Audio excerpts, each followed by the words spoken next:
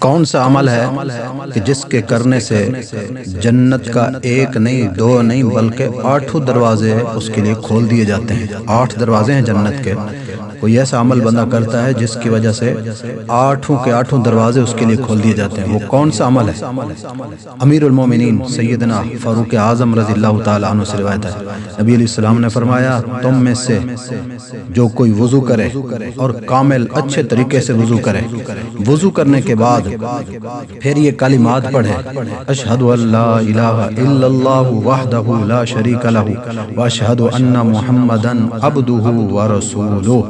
یہ کلمات ہیں جن کے پڑھنے کے اندر کوئی وقت بھی نہیں لگتا، کوئی دیر بھی نہیں لگتی، کوئی طاقت بھی نہیں لگتی ہے.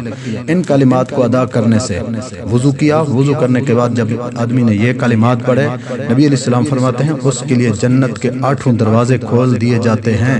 جس دروازے سے داخل ہونا چاہے